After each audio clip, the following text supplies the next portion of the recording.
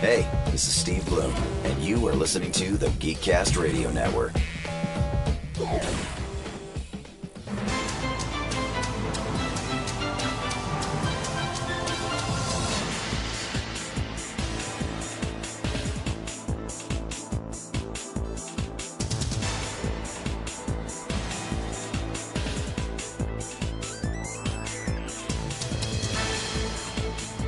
Hello and welcome to Altered Geek Unlimited, episode 67. I'm your host, Steve Megatron Phillips, and joining me this week is Mike the Birdman Dodd and Mike TFG1 Blanchard. I feel we should all be wearing Eddie Murphy's jacket from Beverly Hills Cop. Man, if you can find one in my size, I'd totally do that. The big red leather jacket. Oh, the 67 jacket that he had. Obscure, but I like it. Yes. As Jim Carrey would say, I like it a lot. Speaking of that, I hear that movie sucked.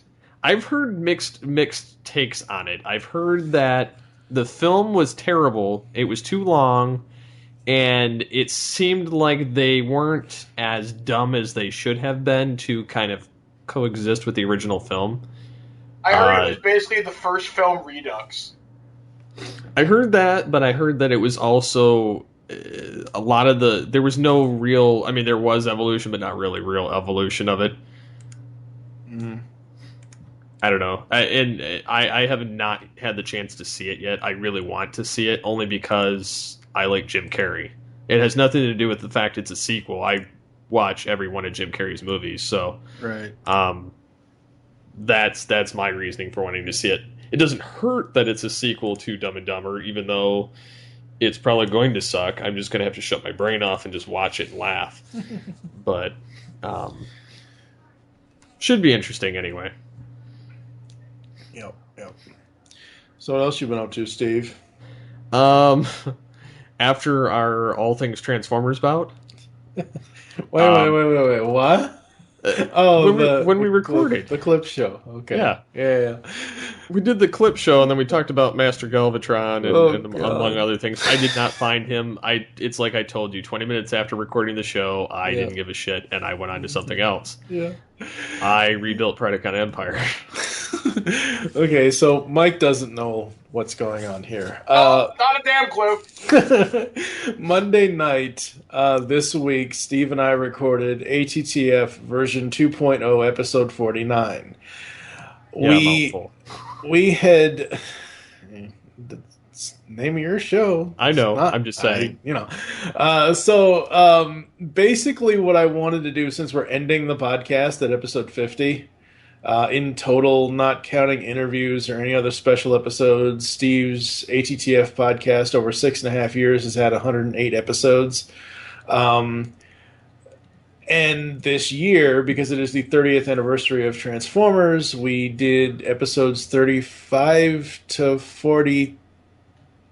35 to 40 were talking about the different franchises and all this and all that and everything else. And I said to Steve, well, episode 49, I don't know what we're going to do. Let's just do something funny and silly and actually, have a, this was your podcast, or that Steve Megatron, this was your life kind of thing. And I went back over about 3.5 months ago and selected 10 different clips out of the 108 episodes. And I wanted to really reflect on the beginnings of all things Transformers, and that podcast is about an hour and 10 minutes, I think, something like that. So an hour and 10-minute clip show. Basically, we would talk, and then a clip would play, and then we would talk about the clip that played and everything else. So it's a nice little fun, ride down memory lane. So that was interesting. For me, I have been recording my ass off this week, quite literally. I am in pre-production on our Gem Review podcast with my friends Lady Wreck and Beatles Diva, so we are going to be doing that. That's going to air sometime next year for Gem's 30th anniversary on GCRN.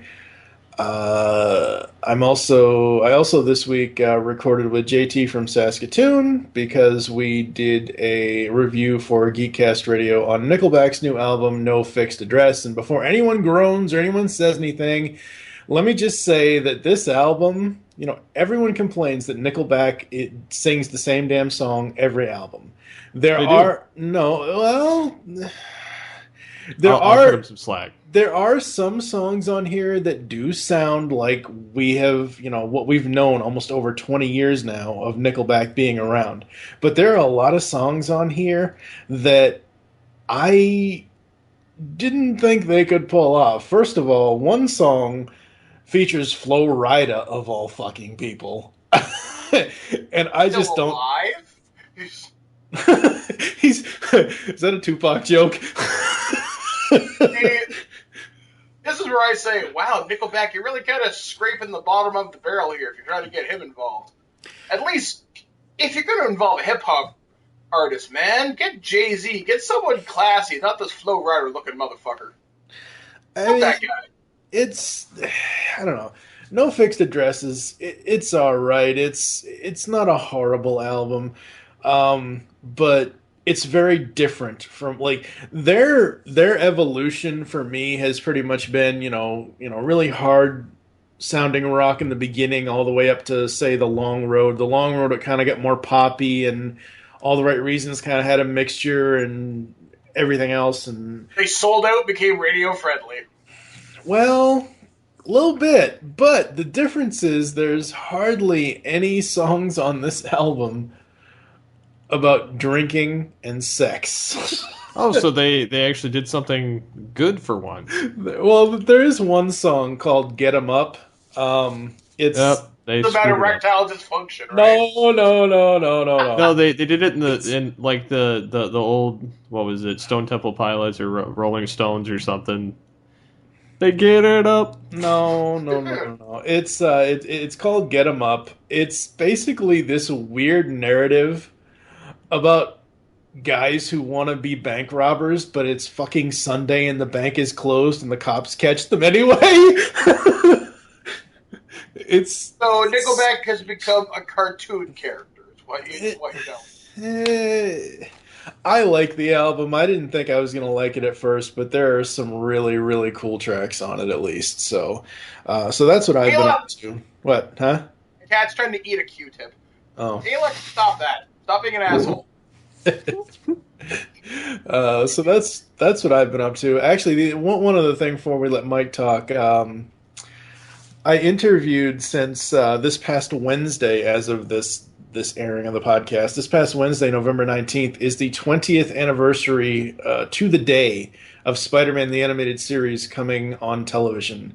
And I sat down and interviewed John Semper Jr., who is the head story writer and producer of the series. And that was an hour and 4 minutes, I think. It's a really interesting interview because he got his start at Hanna-Barbera. I mean, he was on 13 Ghosts of Scooby-Doo as a, story editor, or not story editor, but a writer, and he wrote 2 episodes of that. So that's a really cool interview I think everyone should check out. But that's pretty much what I've been up to. What about you, Mike? What the hell is going on in Canada besides the snow? Well, I am up to my ass in game reviews. Holy shit, I forgot. I thought October was bad. No, I forgot the 3rd week of November was fuck you don't have any time.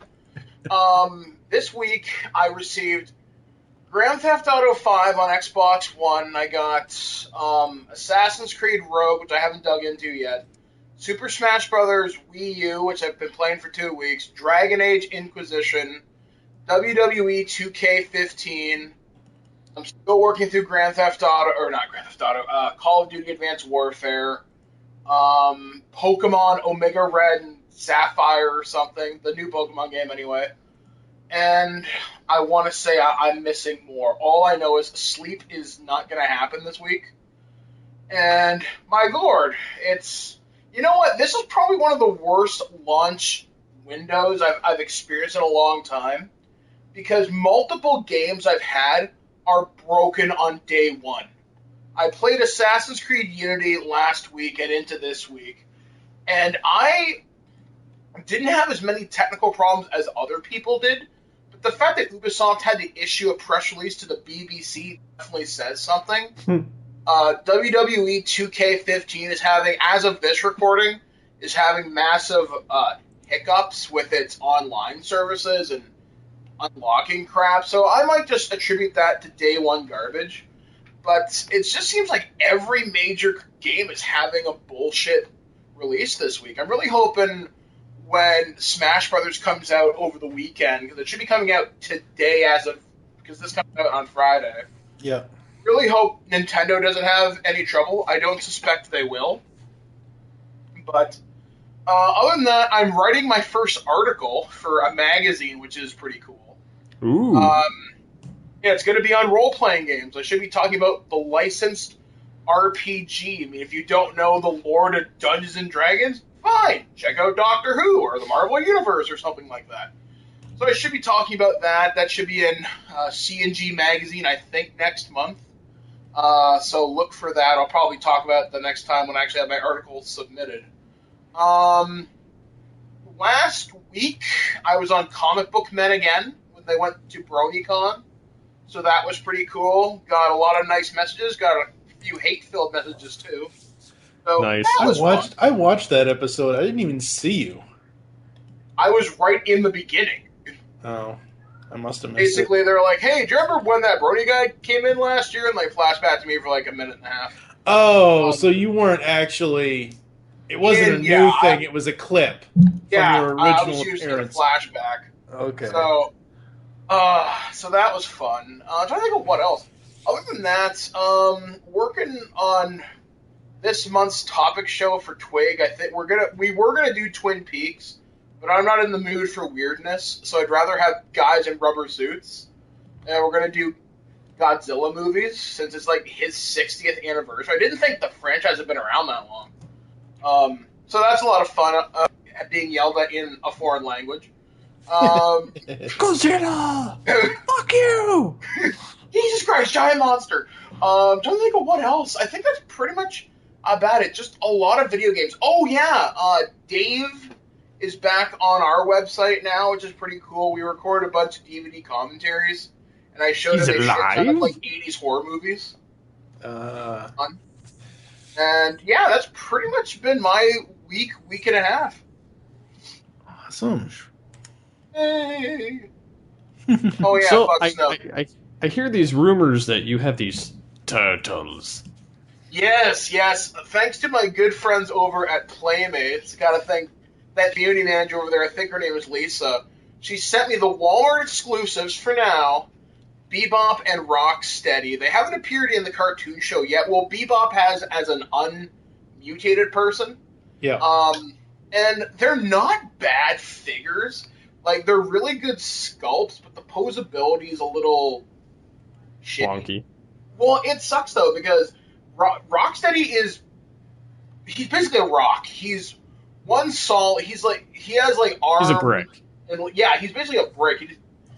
He's not sitting in any vehicles, that's for sure. He's not doing high kicks.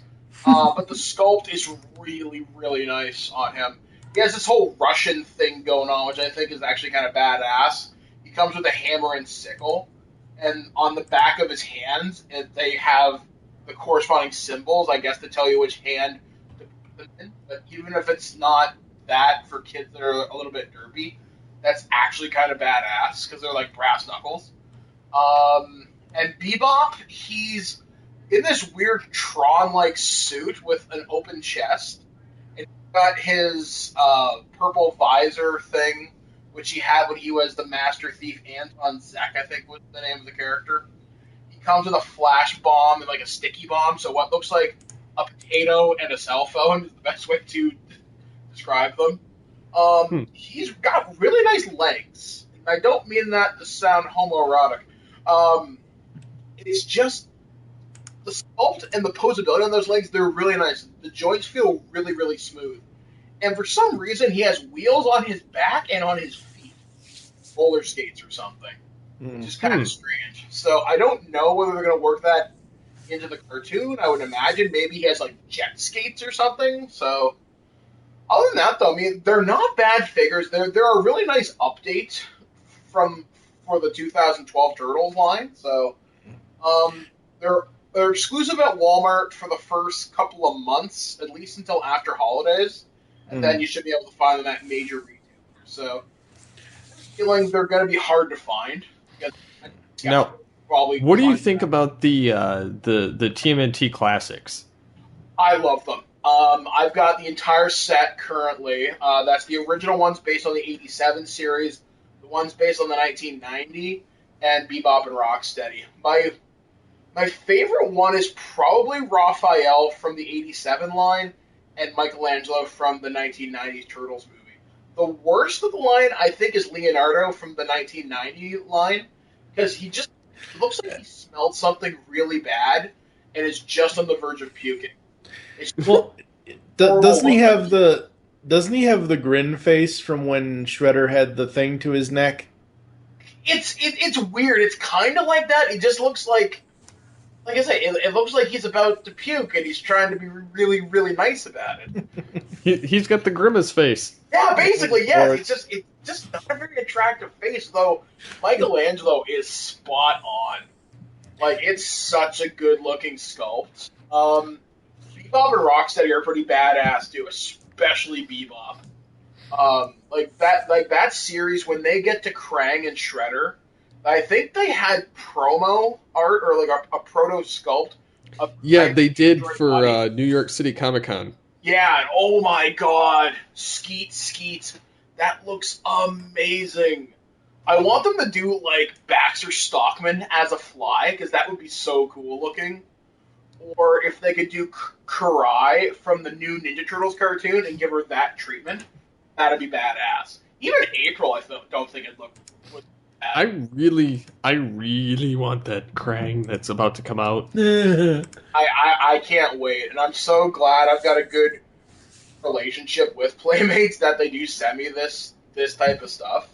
Like, the Nick Turtles line, it's probably my favorite action figure line in like a number of years. Like, kids really get a bang out of it.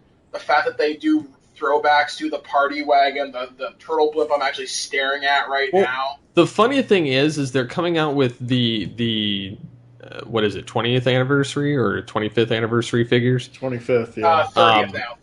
Yeah.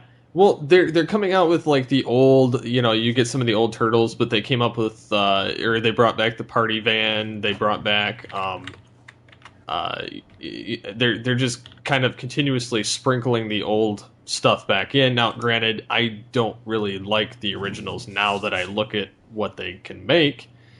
Because like I bought my son the Michelangelo figure from the new Nickelodeon cartoon, and he runs around the house going turtle, and it's to the point that he goes to my mom's and he's yelling turtle, turtle, turtle. And my mom turns on Ninja Turtles and he sits and watches it, and he's like grinning ear to ear, which is awesome for me because it gives me an excuse to watch the cartoon. But yeah, I mean, I really want to get the classics. I just can't currently afford them, unfortunately. And like I said, the Krang is just something I really love out of it, and at least the 87 version. I don't particularly care for the Nickelodeon ones, but I have to agree though that the toys, that's probably the only line I actually like at this point. They're the only line of my toys that because I've hit a bit of a rough patch because I've been selling a lot of my toys off. It's the only toy line I will not sell off unless they're coming to shut off the Hydro, because that's how much I really, really like them. Are my classics and the new Nick Turtle ones. Right. I'm actually surprised with the anniversary set. They haven't re-released the sewer play set. They haven't re-released the Technodrome. If they do, I could see those being San Diego Comic-Con exclusives. Oh, easily. Well, if not, I see them being highly expensive. Yeah, that too. I mean, well, to the point that us normal people can't afford them. Like, I picked up my Technodrome this past spring. I got a near complete one, 95% complete. I paid $20 for it. Online, they go for at least 150 plus. Yeah. And that's depending on whether they have box or whether they have all the little things inside of it. Yeah, I used to own it, like up to about, I would say 4 years ago. Only reason I got rid of it was because of space and because I'd already destroyed the shit out of that thing as a kid. My turtles were played hard as a kid because I owned everything of it. Yeah. My favorite thing that I sold, and I'm so kicking myself in the ass, I really wish I actually kept this piece, was Krang's android body. Yep. I paid $95 for this past year. I got it on for steel. He had his antenna was intact on his head. The glass was clear on the front of him where Krang sat, and the figure had no scuffs on it. And that's the one figure I really wish that I never gave up when I sold everything. But I'm really I still happy have it. I'm happy that Playmates is at least doing that. They're respecting the collector and showing kids, hey, this is how things started. Right. Oh, that's pretty kick-ass. Let me ask you guys, have you been watching season 3 of The Nick Show? I'm just catching up on it now. I think the last episode I saw where they fought, like, this plant monster that looked like Jason Voorhees. Mm-hmm. I'm a couple episodes behind. Yeah. Seth Green's voice sounds weird coming out of Leonardo. I'm not used to it. I've gotten used to it. I like how they explained it in the season premiere. I thought that was kind of cool. Oh, That was actually really clever. His voice was injured. It may never recover. Yeah. That sucks, it won't. because Jason Biggs did such a good job. Oh, I know. He was terrific as Leonardo. Like, this voice cast, I love it almost as much as I love the 87, and to some extent, I like him more. Yeah, same here. Like, I'm really surprised how well everybody works. I mean, there's not one voice on there that seems miscast or out of place. Right. If Biggs and his... Other than Krang Prime. Well, no, Roseanne Barr doing that's kind of funny. She fits. It's funny, but she is a big blob anyway, Yeah. with a big mouth. The only thing that I think prevented Biggs from staying on is, I think at some point, what? His language. Yeah, his language, but I think it was his public fight with his wife on Twitter that really got him the axe for that job. Really? Yeah. I don't think so. I think it's because he was always dropping the F-bomb and talking about, I'm gonna, his American Pie, kind of. Well, I was wondering if it was Commitments to Orange is the New Black. Oh, I don't. Really, what big of a part does he play in that?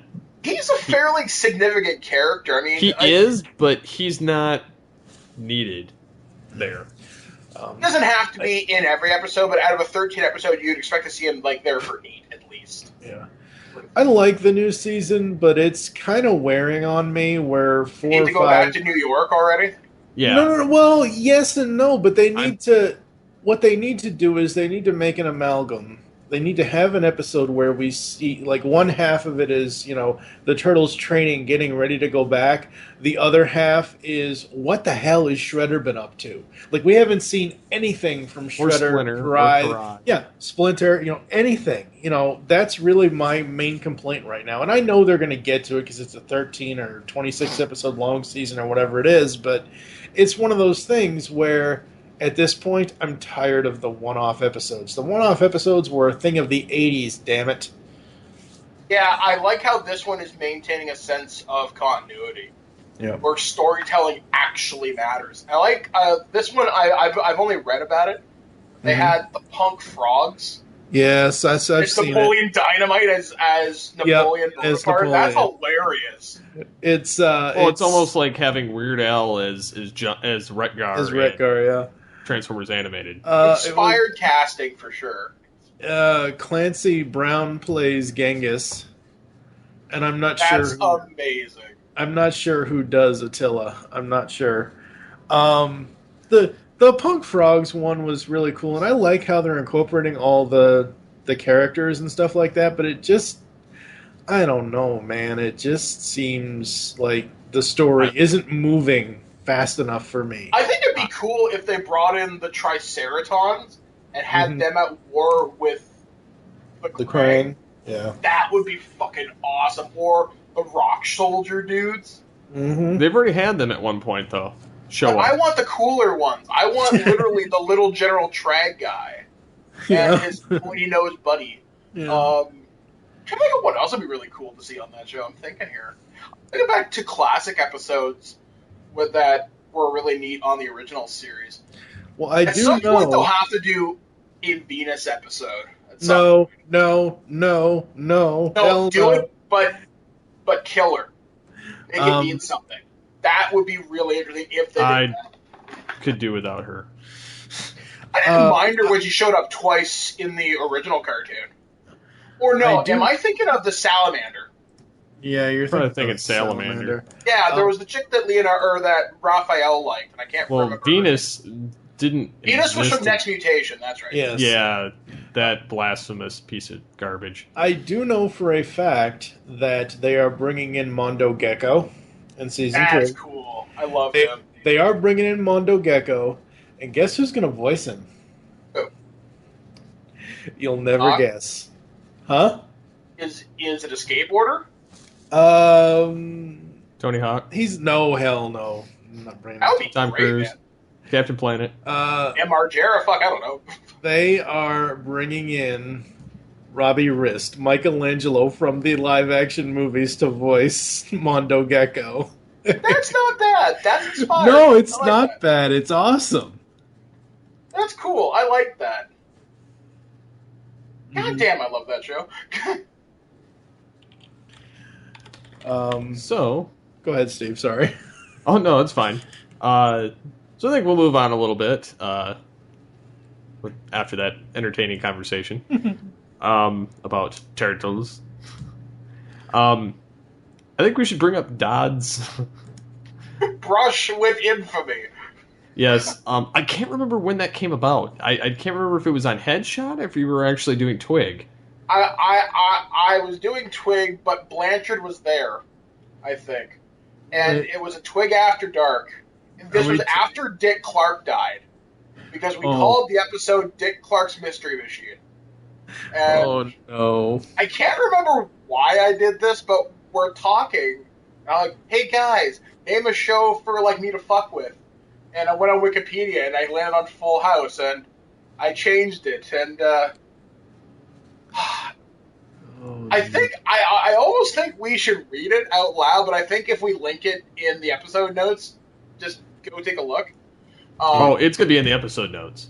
Like, my God, I actually got retweeted by Adam Goldberg, who's the creator and writer for the Goldbergs TV show.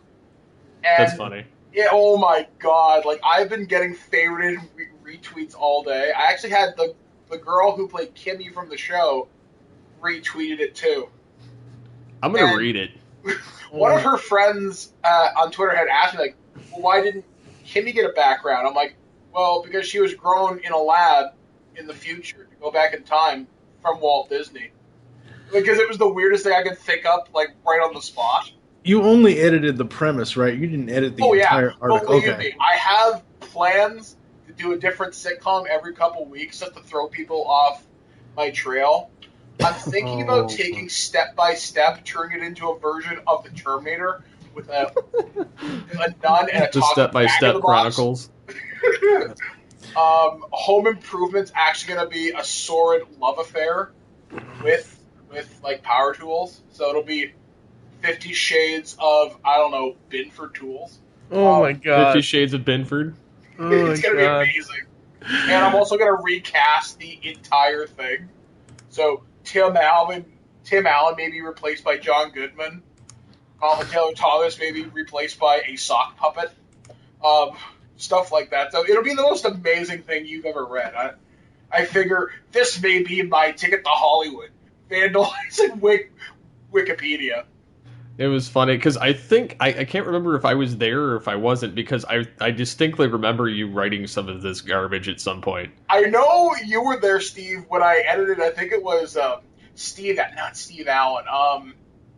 Robin Thicke's dad. What the hell's his name? Alan Thicke. Yeah. And I only changed a single line, and it stayed there for months. in his personal background, it goes, blah, blah, blah, blah, blah, may also be Satan. And it stood there for like 3 months. So the Full House premise changed drastically. It says after Danny Tanner's wife Pam Grier is killed in a collision by the Pink Power Ranger, he recruits his brother-in-law RoboCop, a rock musician, and a quirky best friend Optimus Prime, to raise his 3 daughters, DJ, Airbud, and Doctor from Doctor Who, in his San Francisco home. Over time, the 3 men and a robot, as well as the children, bond and become closer to one another. They also solve mysteries in a van. Initially, RoboCop is uncertain if his life is going in the right direction after making the life-altering decision to help raise the girls. In Season 2, Danny becomes host of a local TV show.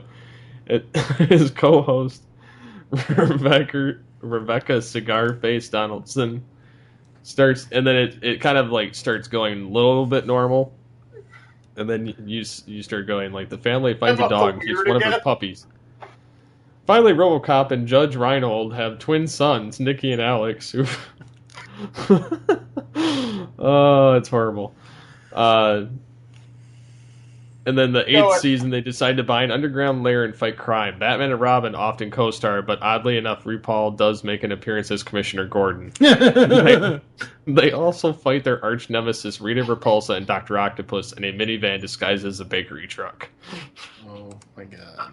You are fucking crazy, Mike. I'm pretty fucked up. Yes, you are. It's almost as bad as the episode of GCR we recorded years ago on Valentine's Day. Or no, it was Sweetest Day. Yeah. I gotta go back and find that. That was Was that the time I found the really weird porn or not? No. This was me and Steve, I think. We were talking about Valentine's Day or Sweetie's Day or something. It was Sweetest Day. Yeah. And Steve went and looked at the wiki article, and someone had changed it to say something completely different, and then I went to look at it, and it was back to normal. So what it was is we had 2 different versions pulled up, and they were within seconds of each other. Yeah. Because I pulled it up first, and he pulled it up second, so I actually screen capped it while it was still on my screen, and it basically was saying that it involves men giving their wives or girlfriends candy, and you can imagine the BJ card was put in there. Oh yeah. I remember one time I was checking Wikipedia and I was reading the entry on Spider-Man 2, the movie, and someone had changed it to this erotic Aunt May fan fiction. And then I refreshed the page and it was gone. I wish I kept it because it was fucking hilarious. Wow. Spidey does Aunt May. No.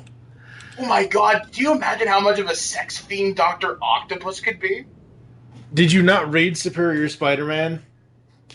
That's amazing. Just think all those arms and all those dildos. Oh my god, okay. Alright. Guardians of the Galaxy.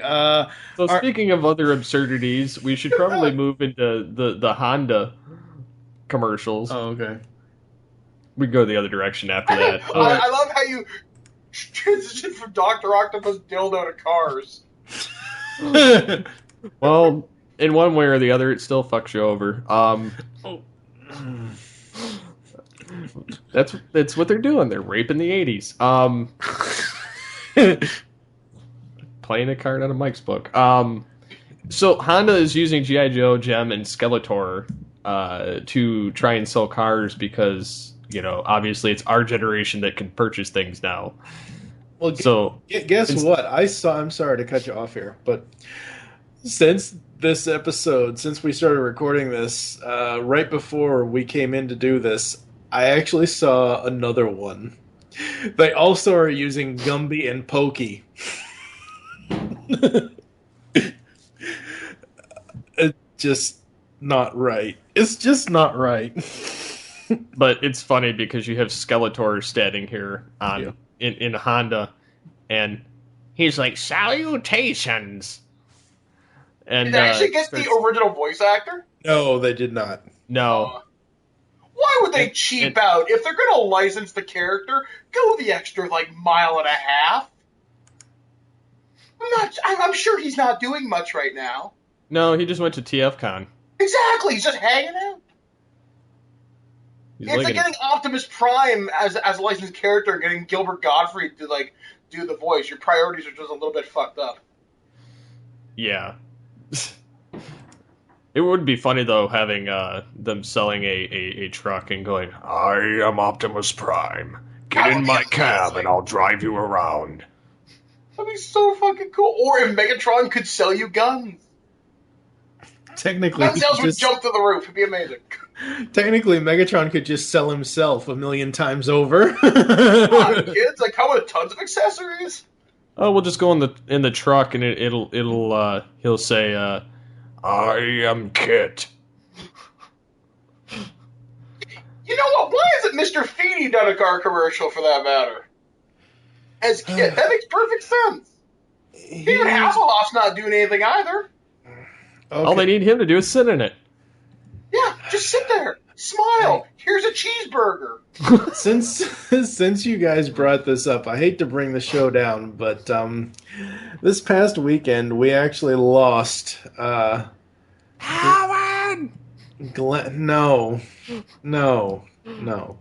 We actually lost Glenn A. Larson, creator of Knight Rider and various other 80s properties. Battlestar Galactica, I think, too. Yep. He passed away this past weekend. So that's what's going on there. But we also lost the guy who was the main publisher behind those Choose Your Own adventure books. Mm-hmm. And we also lost the guy that did the animation for like the old Rudolph the Red-Nosed Reindeer type stuff. Which is, it's funny that you mentioned that because we're talking about weird cartoons, like shill shit. And up here in Canada, I saw like, maybe it's a Honda commercial, but it's the Rankin Bass Rudolph people selling me a car. Yeah. They're like, don't you elves make toys? They're like, we do all these too. Here's the Kia Sorento or some bullshit. And the Abominable Snowman's driving it, thinking, okay, that's fucking weird. You say What's Abominable the name Snow... of the dentist elf? I can't think of his name. Hermie. Hermie. He's like, and it's the first class in safety. I'm like, what the fuck, man? You said Abominable Snowman. All I can think of is that old Looney Tunes short. And I will name him George and pet him and hug him. Please let me go. See, Put me down. I would buy a car from him because he's too stupid to lie to me. I know, right? And it's broken and rusty. And... but it gets really good radio on Star for a year. I don't know. Like, I'm just like, you'd think if they're gonna see, I guess that's the thing though. They're trying to pick general cartoons that most of us remember. I mean, look at it this way: we're not gonna have Matt Tracker trying to sell us like a car, but we'll get like Skeletor. Don't even get me started on Matt Tracker. Just don't even.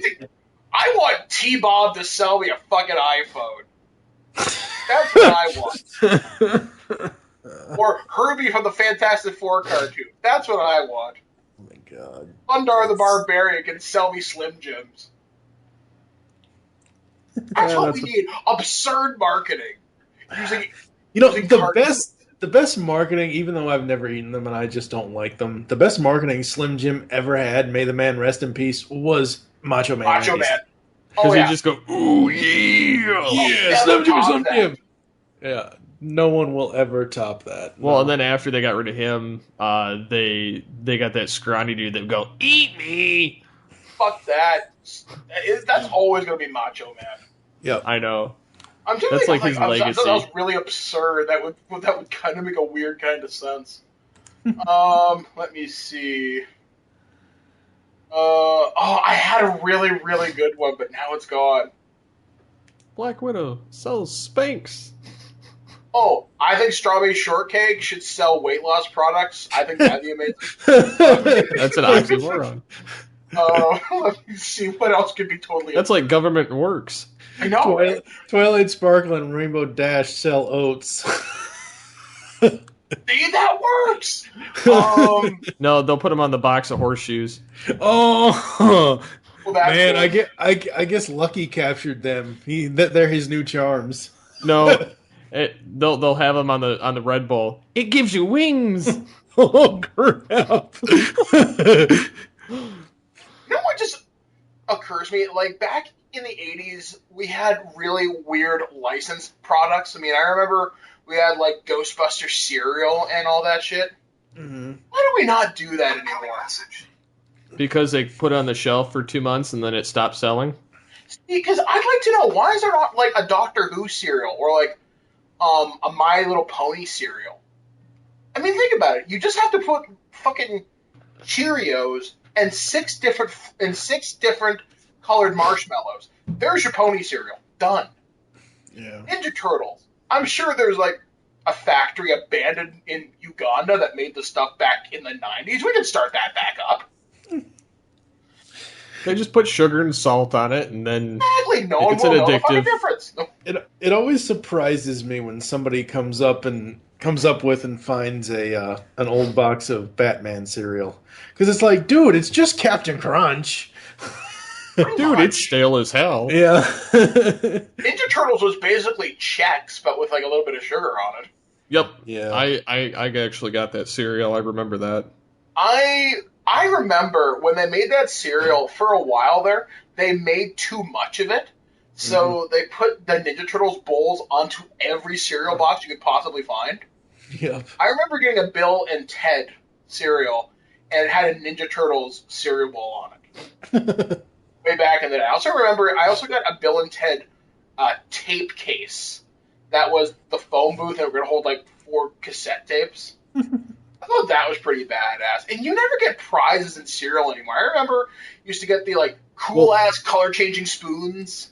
Yeah. You got the color changing spoons, you got the lightsabers, you got the color changing cars, you got Rings that would glow or something. yeah, I mean, granted it was all dog snot anyway, but it was like the equivalent of a McDonald's toy, but it still was something interesting. And nowadays they're like, oh, buy this box and 3 more to get this promo code to possibly get this other item, and you have to also mail in the UPCs, and it has to be sent to this address, and it's either that or they put like a million oops in the way. or they put like a DVD to a TV show that nobody cares about. There was one I saw, I think this was maybe 2 years ago, and it was, you bought like, I think it was like Fruit Loops or something, and you could get a John Cena, I think it was like one of those Slam City figures. Yeah, that wouldn't be Fruit Loops. That would be Fruity Pebbles. Or something like it. Yeah, that's what it is. And I remember a couple years ago, or no, this was this past year, it was, hey kids, do you have a smartphone? You could take a picture with John Cena, and it was this weird QR app that would put him in the picture beside you using your phone's camera. Yeah. Which is admittedly cool and creepy at the same time. If you're really creative, you can do some really funny things with it. But I don't know. It seems to me like being a kid is a lot less fun than what it used to. It's a lot more corporate now, and plus you don't have Saturday morning cartoons. You don't have any of the special branding. You don't have. I mean, you barely see toys get advertised anymore. Yeah. A lot of the cartoon channels are kind of in constant state of flux. I mean, you look at Hub turning into Discovery again, and then you look at, the. I mean, you have Cartoon Network, but it's not actually Cartoon Network. It's a bastardization version of it. But I don't know. I think that they just. It markets like assuming everybody's going to have a smartphone and everybody's going to have this and that, and instead of trying to actually use their imaginations, they are going to be, I don't know, imagination deficient. Mm-hmm. So, talking about cereal prizes that don't measure up, how in the hell is a child gonna, unless his or her parents sit down with him and do this, him or her? How is a child going to go online and enter a code to get a free month of Hulu fucking Plus? Seriously? This was on a Cocoa Krispies box that I bought a week and a half ago. That this was a prize on the box. And I'm like, wait, what? Seriously? the best prizes I ever got out of cereal as a kid, I think this was a mail-away thing. Yeah, it was a mail-away. It didn't come in the box, but you collect the UPCs, send them in, and we could get monogrammed, like stylized, like coffee mugs, so it could have our names on it or whatever else. And then Lucky Charms was the one that had the coolest prize. You save the UPCs, send them in. You could get a four-leaf clover with your name on it, and it was like a real, ceramic kind of feeling thing. It wasn't like plastic or anything like that. It was back when everyone wasn't afraid to use glass for stuff. I think the coolest prize I ever saw from my childhood, this was in the 90s, when Power of the Force 2 toys were out from, I think it was still Kenner at that point. You bought 2 boxes of cornflakes or something, and $5.99 you could get Han Solo in the Stormtrooper disguise, or Luke. It was basically just, here's a Stormtrooper, here's a different head. So it was super easy to make. And I also remember another one with Doritos. You could send away and get a holographic Obi-Wan, which I always thought was really cool. I'm trying to think of, like, I remember just a lot of different things. Like, do you guys remember Pepsi points? I remember when you used to get Pepsi and you could get iTunes codes. Yeah, there was a promo before that, probably about 5 or 6 years before it, and you get these things called Pepsi points, and you get them on 24 cases, 12 cases, and the individual 2 liters and 710s or whatever. Mm-hmm. And you could save up and get like CD cases, wallets, jackets, hats, and all this type of really cool shit. And they ran this one commercial, and it was a guy sitting in a Harrier jet, and it was... I remember that. Yeah, for 14 million points, and somebody actually did it. Oh, wow. Like, oh, shit. So they gave him, a free day at, flight school or something. Well, Coca-Cola still does the points thing. They've been doing it for years, and I know it's a different company, but... I think it's and I do remember that. Canada. I don't think we have that anymore. We still have it, yeah. Despite all the different marketing attempts to get people to buy these Cokes, whether it be the Santa on the bottle or the share a Coke with, and then an insert name here. I actually did find one with my name on it. Unfortunately, by the time I realized my name was on it, I'd already drank it all.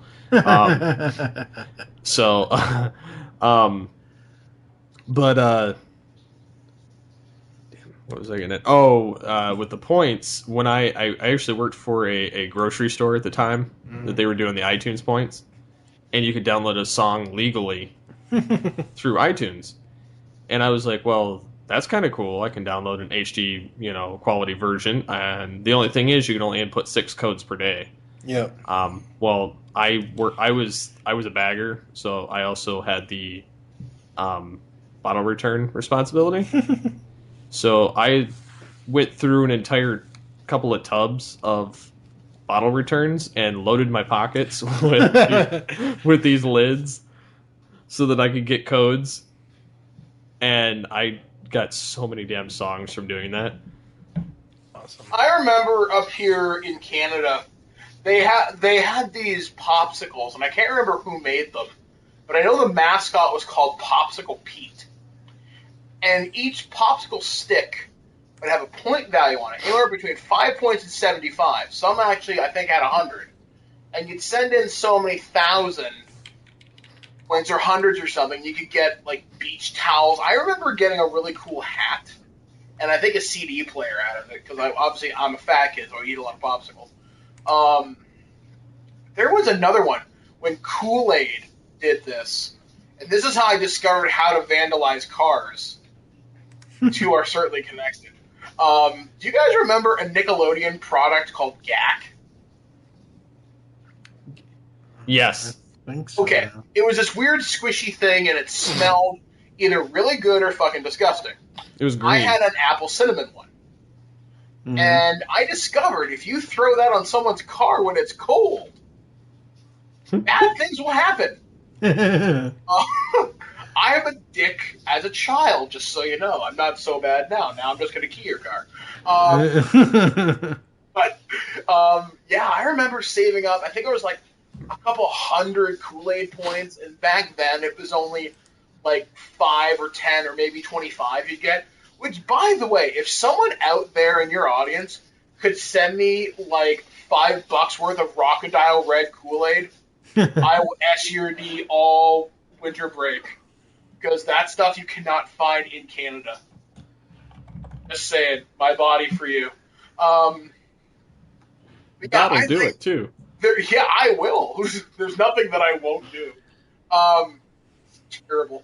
But yeah, it just seems like there's less prizes and things, but there always seems to be like a promotion going on in store for something, or it's on Twitter or Facebook.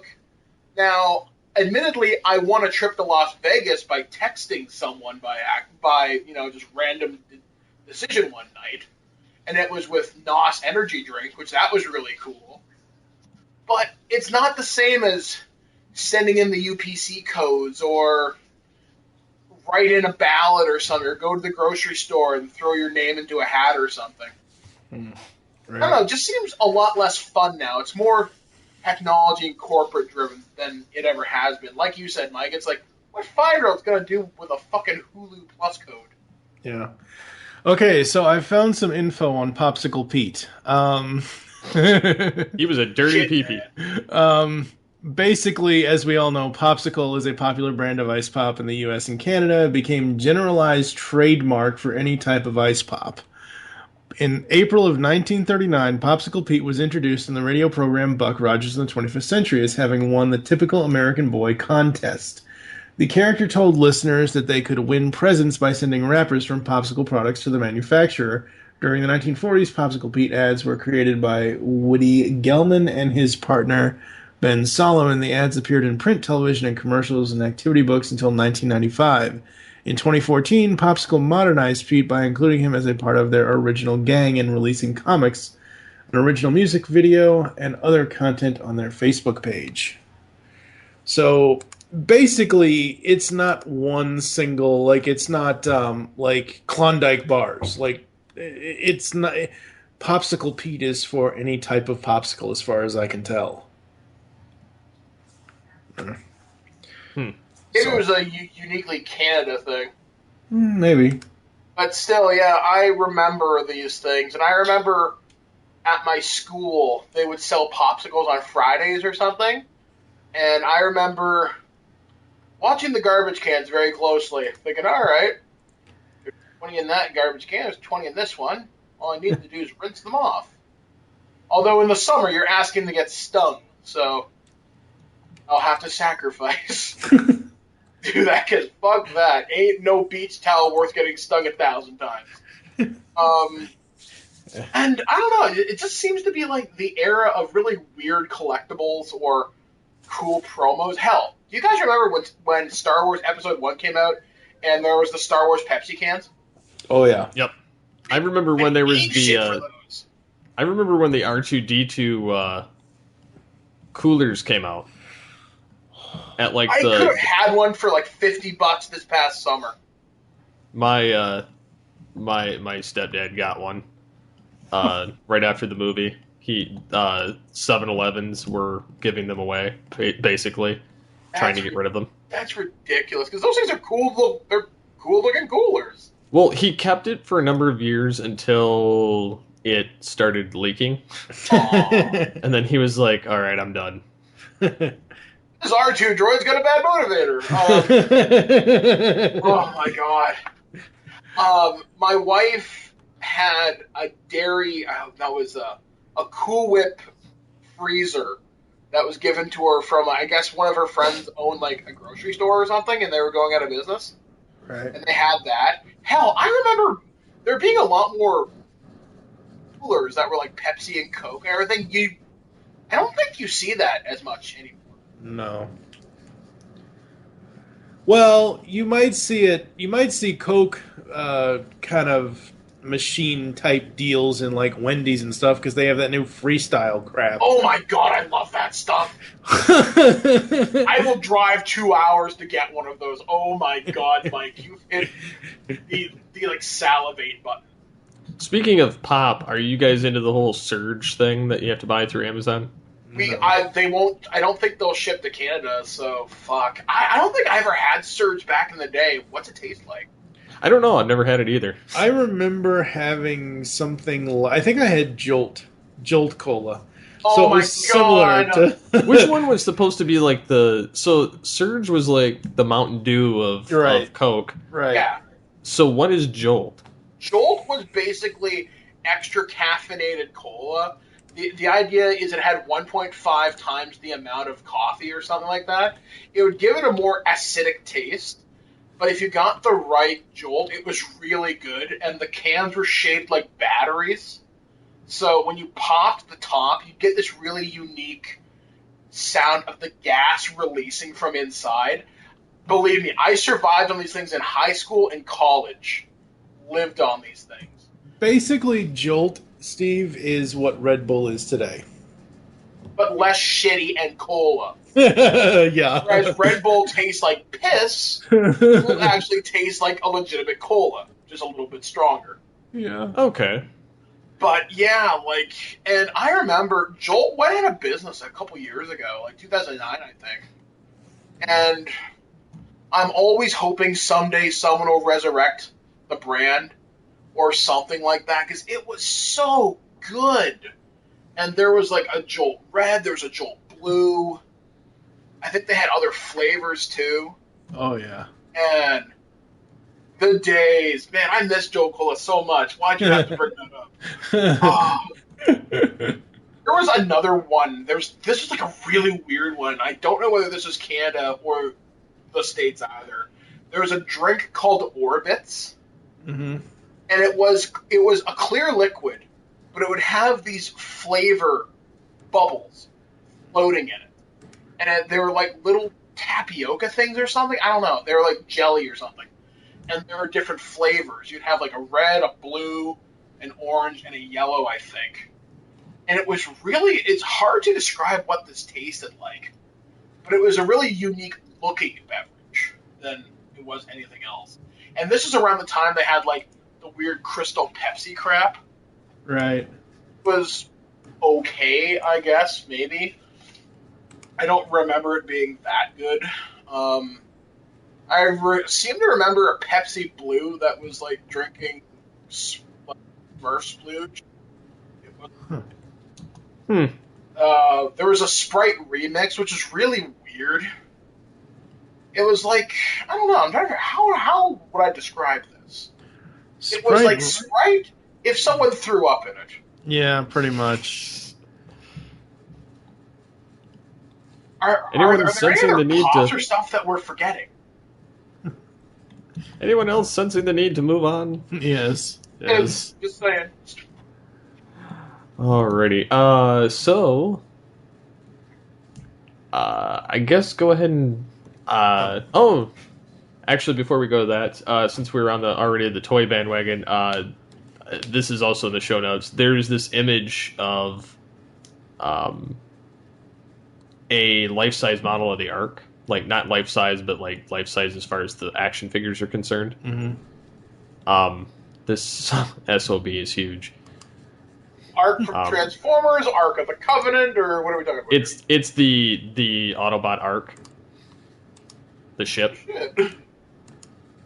It's the one under the miscellaneous in film. It says I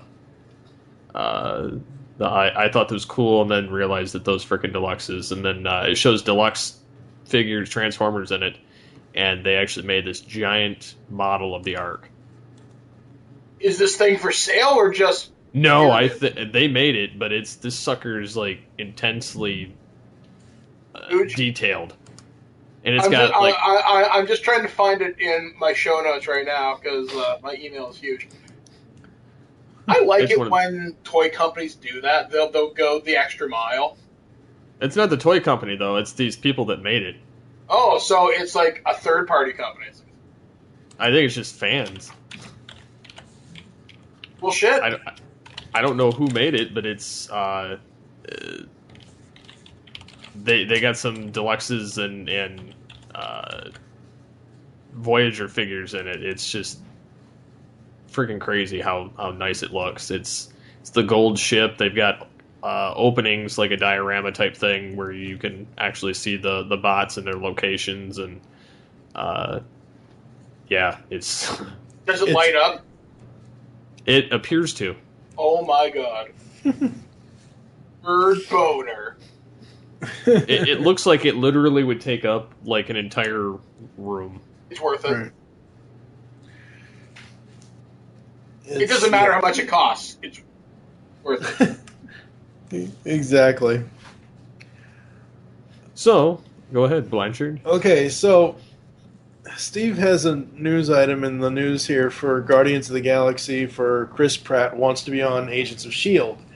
And as we started the show, when we recorded this, I noticed our good friend from One Up Your Life, Dustin Vancour, posted something on Facebook where, as of Tuesday night, November 18th, you could go on to Android's website or wherever Android sells music and get the Guardians of the Galaxy soundtrack for free. Oh, wait, what? What? It's Android Oh, for Android phones.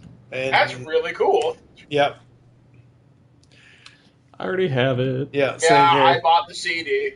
It's in my cart. Oh, you mean you didn't buy the cassette tape, Mike? I don't have Fuck is cassette tapes. in my car, unfortunately, but I do have it on my stereo, actually. I don't even have a cassette player anymore, so that to me is not worth it. I don't even think Radio Shack sells them anymore. I think you can still buy the combos. Any wanna say- high-end stereo might have it, depending. Because you never know if you want to transfer stuff off of tape to MP3 or whatever. Oh, man. Yeah, I remember Chris Pratt said he would do Agents of S.H.I.E.L.D. if the show required it. Though I can't see those two worlds crossing at least until after Guardians 2. Right. Nowhere and Earth are pretty goddamn far apart. If Quill had Yeah. the ability to go back to Earth, I think he might take it. Right. If anything, just to visit. He'll be like, "Where's my mommy?" Oh wait, It she's makes sense for them to bring in, like, say, Hawkeye, though, or Iron Man, even if it was only for 5 minutes. back. I'd like to see Downey Jr. in an entire episode. That would be cool. And you know, it's not like he's above doing television either. He will do it. They probably just have it's either coming down the money or they want the show to be able to stand on its own, which is great. Yeah. But still, having an actual Avenger on the show would be pretty fucking awesome. I guarantee you, ratings jump. Oh, absolutely. Even if he was just in one episode. It wouldn't surprise me if they do something for Age of Ultron, like kind of leading up to it. There's like an episode where they have to talk to Tony, but they can't know that it's Coulson or something. Yeah. Have like Fitzsimmons do it or something. Yeah. Man, I am so stoked for Avengers. It's gonna be awesome. Have you seen that extended trailer? Yes. Oh, hurry up, May, get here. I don't care about Star Wars more than I do the Avengers. Yeah, I was loving that Avengers trailers. Yep. Absolutely. I saw it in my house. I've got a 60-inch plasma with like a 5.1 surround sound system. I think I just looped it for like 10 minutes. I actually I don't ripped it. care. This is so cool. I ripped the HD version to my flash drive, and I played it on my 50-inch plasma, and it looked nice. And then having James Spader's voice coming out of Ultron was just creepy. Mike, have you Such watched a good casting for it. Mike, have you watched The Blacklist at all? Not yet, but after hearing him as Ultron, I'm getting curious. See, I just have jeez. so much on my plate right now. Actually, you know what? Maybe I'll plow through Blacklist during the winter break, actually. It's so good. It's so like good. it's like taking Silence of the Lambs and actually making a really good TV series out of it. Yeah. Except it's not a guy that eats stuff. He's just a CIA special ops guy. Yeah. See, the funny thing about the Blacklist and Age of Ultron is I saw the Blacklist first, and I knew him there first. And I've known Spader from other things that he's done, but like the Blacklist is really the one show out of all of the stuff that he's done that I've really paid attention to because it's a really good show. It has its moments where it's kind of unbelievable and kind of makes you frustrated, but after seeing him as the character Red Reddington in the Blacklist and then hearing him as Ultron, I'm like, oh god, they couldn't have got it so more right with having him be Ultron.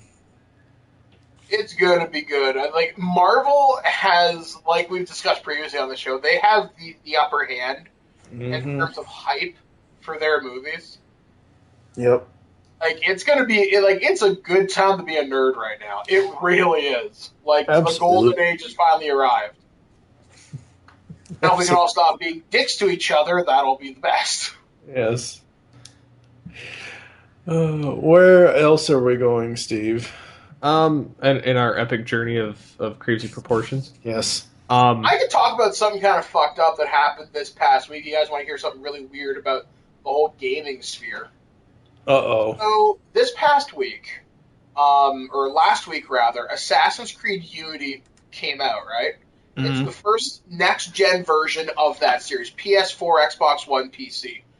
And normally with game reviews, you get a review copy about a week, maybe 2 weeks out. You can publish your review of it maybe 2 or 3 days beforehand, right, to kind of generate hype for it. It works out good for you. You get the hits. Works out good for the publisher. It gives them hype. It's press. They wouldn't allow you to publish any review of that game till 9 a.m. Pacific time on the day of release. Wow. It was available at midnight, which means technically for 12 hours, you couldn't say shit about it. And the game, when it came out, was utterly broken. Like, people's faces were disappearing, weird crab people, I had a dancing NPC, which was really weird, and just all sorts of errors that made the game, I wouldn't say unplayable, but for the vast majority of players, they encountered basically a bunch of what the hell is wrong with this game. And people had accused Ubisoft of weaponizing a review embargo, and I'm not a conspiracy theorist. Yes, you are. What they said is, and He's I a closet quote, one. it was to allow the game's public servers to have people in it so journalists like myself can experience the world more populated, which in PR speak that makes a fair degree of sense. But people were wondering, is it because they didn't believe in it? And Assassin's Creed Rogue, which is the game available for 360 and PS3, wasn't sent out for review at all until day of.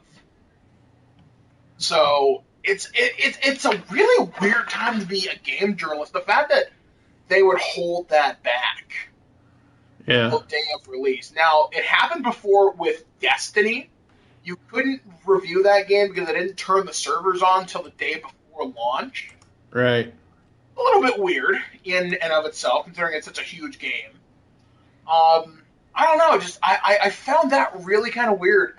That Ubisoft, in my opinion, they've been a fairly decent company. Yeah, they've had some stumbles recently, but to hold reviewers hostage like that, I found that really strange. And I have a pretty good relationship with Ubisoft. Mm-hmm. I really wanted to question that. Like, guys, why are you doing this? But now they even issued a statement to BBC. They said, we're aware of this. We're going to work with our partners in the gaming press so there's a bigger transparency. We're going to have more public betas and alphas so people like you can get involved in the process and spot bugs for us.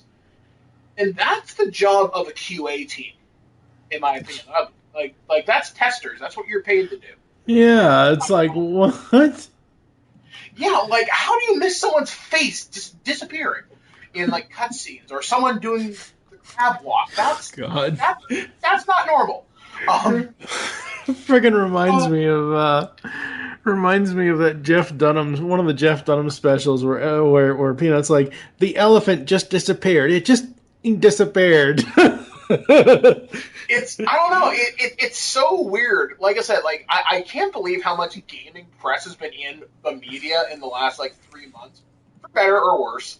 And I don't know, just review embargoes. I've never come across that for movies, or at least if I do, it's remarkably rare.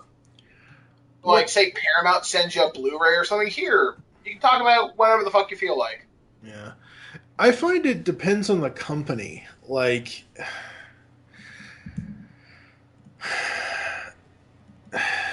like for example, I've never had a Shout Factory one, for example. Yeah.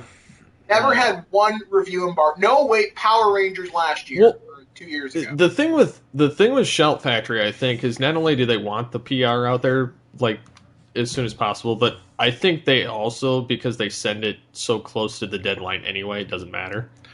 Well, I can speak from experience on this because I've gotten several things from Shout Factory. I know Steve's over there grumbling under his breath, but when they sent me the Mask and the Gem Complete Series DVD sets, I asked Tom Chen, my contact. I said, "Hey Tom, when is it okay to publish this kind of stuff? Do you guys have any embargoes?" He said, "You could do it a week before the release or something like that," which is fine. I know IDW Publishing, when they do previews or when they do review compies, because IDW makes all their shit public. Honestly, seriously, like I've seen them tweet out the not necessarily their FTP login, but like an actual press release of what's coming out, and it says on there, it's embargoed until the Tuesday before release. So the only company that I've had a problem with anything as far as embargoes is DC. I got one preview from Batman Beyond 2.0 from DC Comics, and I'm very grateful that they allowed me to do this, but the contact person there asked me not to publish it until a day, like 9 a.m. of the day before the comic was to come out. I mean, it's like I wanted to publish it on Thursday instead of a Friday, and the comic comes out. It did come out when it was running on Saturdays. So I don't know. It just every time I deal with DC, and I'm not sitting here trying to shoot myself in the foot, but DC is the strangest company to deal with in anything. I think BBC, whenever they sent me that huge Doctor Who set a while ago, they wanted me to do it for Christmas, which made a lot of sense because they want to obviously smooth units. Right. That's about the only weird review embargo. I know when I deal with another company called, I think it's Dynamite Comics, they ask you not to post anything until Tuesday because comics come out on Wednesday. Well, yeah, and that's not fine. so bad. That's not so bad, but like DC, like she asked me a specific time of the day to it's like your 12-hour thing, and I'm like, it's a digital comic. What does it matter what time it comes out on the day before the release? I don't know. I guess it might have to do with how they gather their sources. So when they do their like review of who's covering stuff, they can all gather it at once. Maybe it's a simplicity issue. I don't know, because I've often wondered that too. Like, why does this matter? I mean, see, 12:01 I get, but hold coverage until 10 a.m. Pacific time. What the fuck do you care? I'm on the East Coast. Yeah. And I guess since I brought up DC, should we talk about the other DC thing, Steve, or did you want to go somewhere else? No, you can go ahead and bring it up. So, we'll do that real quick. DC is converging this April while they move to California. They are putting all current books on hold to do this giant convergence event where they converge the old universe and the New 52 into one universe. What's the hell? What's the point? I don't know. My question is, are they going to bring Nightwing back and stop with this whole Grayson stuff? I honestly don't know what the hell the point is. And then Marvel's doing something next summer, too, with, like, here, we're just going to throw everything into a blender. I don't think comics know what they're doing anymore. Movies Why are do. comics drunk? So I have via DC's website, this was published on 11/11. Convergence Week 1, Stephanie Brown, Wally West, and Oracle return to comics. Last week we announced Convergence, the massively multiversal crossover event that kicks off in April of 2015. Well, bit by bit we're learning more about it. Today, CBR and IO9 announced the first week of miniseries complete with creative teams and very intriguing imagery. Set in the pre-Flashpoint DC universe, these miniseries offers us a glimpse of heroes from not too long ago, including Stephanie Brown's Batgirl, Wally West's Flash, Renee Montoya's Question, Barbara Gordon's Oracle, and classic-suited Harley Quinn. Longtime fans will also want to take note of the creative teams, which include many of the same writers and artists who made these versions of the characters famous. Can you say Greg Rucka? And it shows, I'll actually shoot Steve the link for the show notes. It shows you the various titles and whatever else. I think the only one that really interests me, the only two that really interest me is the Batgirl one. It was written by Alyssa Kitwini, and the Nightwing Oracle. Nightwing Oracle is going to be written by Gail Simone.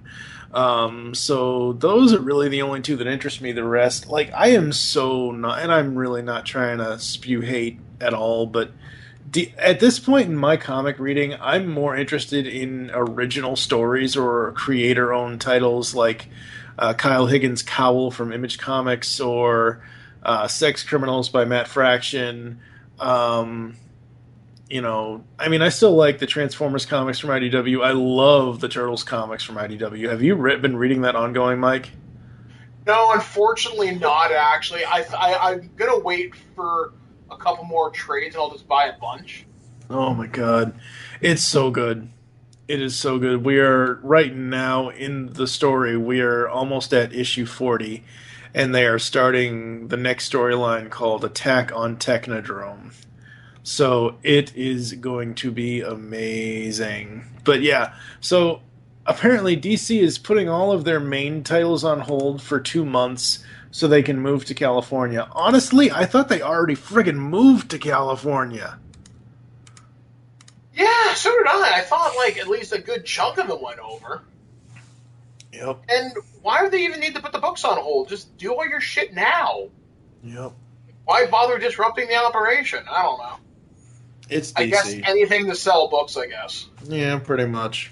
Is, a good reason for the brick and mortar comic book shop, so that's... True. But, I don't know. For myself, I only really follow comics or properties that I give a shit about. I mean, I read Ponies, I read Mass Effect, RoboCop, and maybe the odd Marvel title, if it's like a really small, like, kind of limited series, I'll pick it up. Mm-hmm. I find it hard to get into DC stuff because it seems so dense at times. Like, you have to know a shit ton, and now this Convergence crap. Yeah. Now, here, learn an entirely new continuity. You think you knew us before? Wrong! Well, they have this, they have the weekly series going on right now. 3 weekly series: Batman Eternal, Future's End, and World's End. Batman Eternal doesn't end until March of 2015. Yet in the main Batman ongoing, in issue 35 to 40 or whatever it's supposed to be, they're doing this multi-part arc called Endgame, where the Joker comes back. But the events of this arc take place after the end of Eternal, which hasn't even happened yet. That's right. Use your hate. Let it flow through you. Thank you. So at this point, like I said, I'm more interested in searching out, obviously Turtles. I'm going to stick with that. Obviously, I'm loving like that series written by Tom Waltz, Kevin Eastman, Bobby Curnow, and art by various amazing artists. That series has been consistently great for the 2 or 3 years it's been going. It really has. There's never been a misstep, or there have been little nitpicks that I've had with it, but like overall, there hasn't been a story where I've just had to slam the book down and walk away. It's so great. So, yeah. Where are we going next, Steve? Before we close it out, do you guys, any of you guys listen to Honest Trailers? No. Most times, yeah. You do? Yep. Okay. Do you have any favorites of them? Honest Trailer, I think my favorite was For the Fault in Our Stars recently, or AKA Cancer Sucks the movie. He just made a lot of really funny points during that one. I think trailer for the Hunger Games I really liked. Any of the Transformers ones are generally pretty funny too. But yeah, I'd say probably my favorite would be The Fault in Our Stars. But I like it whenever he collaborates with the CinemaSins guy. He's my favorite. I really love the the Honest Trailers. For one, most of the time it hits them right on the head with how bad these movies are. Yeah. For instance, I love the ones where it bashes Star Trek. Or lens flares. And then they literally play lens flares. So yeah, I mean I love that. I love the fact that they changed, you know, like with Transformers 4, they rag on the fact that it's supposed to be in China. And then the things in like Chinese. Well, it's supposed to be it says that it's supposed to be in China, but every shot's from Chicago. Like during that part. That's like funny. You see the Willis Tower. And then they cut to the other half of the trailer, and it's all like, and it's hilarious. But yeah, there wasn't really a point in that other than to bring up the fact that I like turtles. trailers. Basically, you just had your moment there. Yep. I was like, "Due to the hello." Check out the CinemaSins guy though if you want some hilarious stuff. He points out shit in your favorite movies. You're like, hey, wait a second, that didn't make any fucking sense. It's almost like the showing whether like John McClane would survive Die Hard. Yes, I love it when he does that. Like, or he did one for like Home Alone. How many times Harry and Marv would die during the like trilogy of movies or whatever. Yeah. I think Harry died the least. Marv, I think, died 14 times over. Wow. I think John McClane would have died 5 times in the course of the first Die Hard, and like 10 in Die Hard 2. I don't know if John McClane has died of a punctured lung. I don't know if it was these guys that did this, but I remember a while ago I pointed it out. I don't remember. It might have been, oh God, when we ended Nerd News. I don't know. Well, when we ended version 1 for Nerd News. But somebody put out there a slow motion capture of the kitchen scene from Home Alone where Peter McAllister actually throws Kevin's ticket away. No, like I had never noticed that as a kid watching the movie, that the ticket was actually in the red napkins and all that stuff. Oh, it's crazy. He was like, F you, kid. Get out of here. I'm actually just going through my list of YouTube channels right now, seeing what I like, if we're just going to, like, recommend stuff. Mm-hmm. There's one channel I really like, and I've only recently become a fan. They're called Toy Pizza. Mm-hmm. They review different series of action figures in, like, a video podcast format. They've done one on Aliens toys. They did one recently on like Halo ones that I thought was actually pretty kick-ass. There's another guy his name is Pixel Dan. Yep. He's Mike knows him. Oh yeah, I've podcasted with him before. I would very much like to work with him at some point. Yeah, he's had a lot of setbacks lately. Oh but, yeah, like yeah. the flood and his kid getting sick and everything. Yeah. There's But one no, channel on YouTube, and I don't know how to describe this guy, other than he does let's plays of video games, or he'll take an infomercial and redub it. His name is Penguin Zero or Penguins Zero. mhm. I think his name is Critical, and he'll take like an infomercial. The one he did that got me hooked on his channel. It was this infomercial for this egg separator, and his voice was like, "Hey there, do you want to murder your own fucking eggs? Do you want to goddamn annihilate them? Well, here, look at this. Put your titties in my hand." And it's just he's doing really weird voiceovers. It is the funniest shit I've like ever seen in my life. Oh my god. Did another one for I think it was this stupid horse video game, and it was him just talking over it. And at one point, you have to pick whether you want to be a stallion, a mare, or a unicorn. So, there's either male, female, or whatever the fuck a like unicorn is. Yeah. He's like, what the hell's a gelding? Do I have like a dick and a pussy? A dussy? Is that what I have? Oh my god. It's so funny because he's so rude, but he has this complete. Okay, think of Ryan from Twig if he could be more deadpan. And that's There's no way. Is that possible? I mean, if Ryan was more deadpan, he would be the Charlie Brown adult. See, that's what this guy is. This guy is a vulgar Charlie Brown, and it's hilarious. Oh my god, it's hilarious. I will have to send you the link, Steve, because just people need to subscribe to this guy because he's so funny.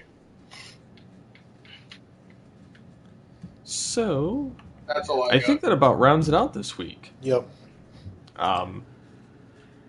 We did kind of talk a little bit about, the Fantastic Four thing last week, and then the whole Doctor Doom thing, and but most people were like, I don't get why people are so up in arms with Fantastic Four movies rumors, and what's the worst thing that could happen? We could have another bad Fantastic Four movie. See, I still maintain that I enjoy the first two, and the only I don't reason mind them, but they're not great. Well, they're better than Elektra. Elektra is the worst Marvel franchise. She's like a film. tertiary Like, having character. a bout So. of severe food poisoning is better than Elektra. Yeah. The Fantastic Four movies, the reason why I give them a pass is because of who plays Johnny and Ben. Because Michael Chiklis as Ben Grimm, the Thing, and future Captain America, Chris Evans, as Johnny Storm, really nailed those classic Marvel I think characters. those movies were well cast. They were. They The really scripts were. sucked. Yeah. Yeah, much like, Wolverine Origins. Wolverine Origins, I don't think they knew the story they wanted to tell, despite the fact it's an origin story, but blank blank. Yeah. It's like an X-Men movie without the X-Men. Yeah, kind of. Here's Wolverine and shitty fake-looking CG claws. Yep. And Deadpool that isn't Deadpool. So Hopefully, when the Deadpool movie comes out, it will not suck. Because I hope Ryan not. Reynolds will be an awesome Deadpool. he was the first time until they cut his mouth So out. his mouth shut, yeah. Yeah. Then he Physical just actor, was you are Deadpool. not. Yeah, no. Yep. They're like, hey, Ryan, fuck you. We're gonna take away the only thing that defines you, other than your six-pack abs. Yeah. We hate you. At least they could have done was had, his flesh falling off, and he'd be like, god damn it. That would have been amusing, but no. Nope, they screwed it up. So, I think that about rounds it out this week, unless you guys have anything else. Well, I hate to end the show on a down note, but I saw an article on Facebook as we were recording. Apparently, according to Tracy Morgan's lawyer, he may never be the Tracy Morgan he once was due to the brain injury he suffered from his, I believe it was a car accident. Yeah, when he got He was hit into- by an MTA bus. Yeah, when he got hit by the Walmart. Yeah, it was a Yeah. Walmart Or bus. whatever. Yeah.